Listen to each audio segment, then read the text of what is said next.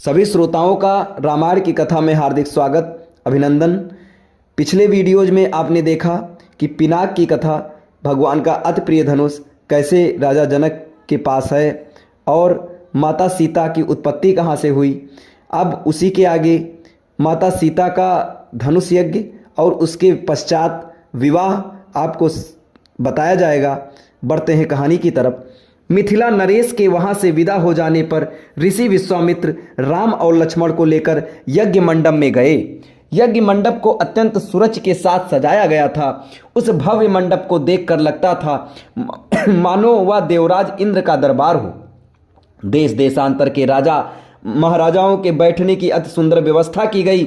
मंडप के ऊपर बहुमूल्य रत्नों से बने झालर युक्त आकर्षक वस्त्रों का वितान तना हुआ था। वितान के चारों ओर फैलते हुए पताके मिथिलापति की कीर्ति को प्रदर्शित कर रहे थे।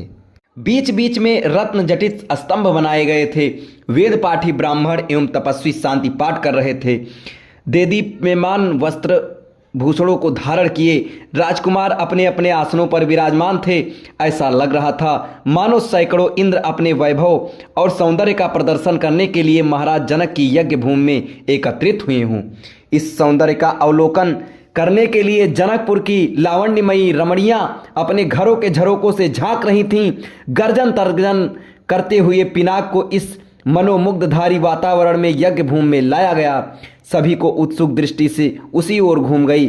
शास्त्रों व्यक्ति उस धनुष को एक विशाल गाड़ी में धीरे धीरे खींच रहे थे। उस विशालकाय वज्र के समान धनुष को देखकर बड़े बड़े बलवान का धैर्य छूटने लगा और पसीना आने लगा। पिनाक को यथास्थान पर स्थापित कर दिया गया।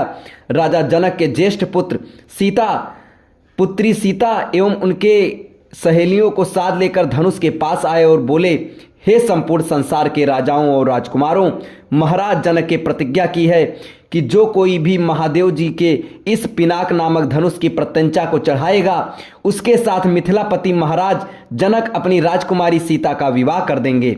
राजा जनक की इस प्रतिज्ञा को सुनकर राजा और राजकुमार बारी बारी से उस धनुष पर प्रत्यंचा चढ़ाने के लिए आए, किंतु भरपूर प्रयास करने के बाद भी उस पर प्रत्यंचा चढ़ाना तो दूर, उसे हिला भी ना सके। अंत में वे लज्जित होकर, सिर झुकाकर तथा श्रीहीन होकर इस प्रकार अपने अपने आसनों पर लौट गए जैसे कि नागराज अपनी मणि गंवाकर लौट आते हैं। इस प्रकार एक एक करके सब राजाओं और राजकुमारों को विफल मनोरथ होकर लौटता देख महाराज जनक को बहुत दुख हुआ।